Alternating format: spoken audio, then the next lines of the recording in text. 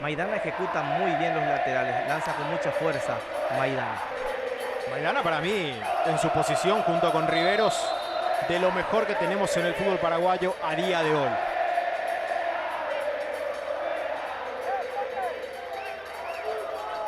Canta la gente de Guaraní.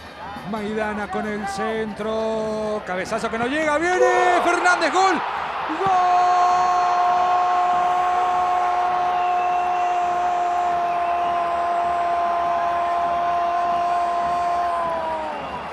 De Guaraní. Fernández se vio solo mano a mano con el arquero.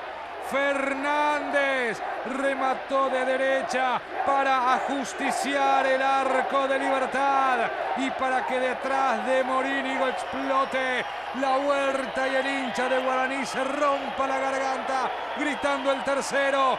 47 minutos. 47 minutos y Guaraní lo da, no solo lo da vuelta, casi que empieza a liquidar la cuestión.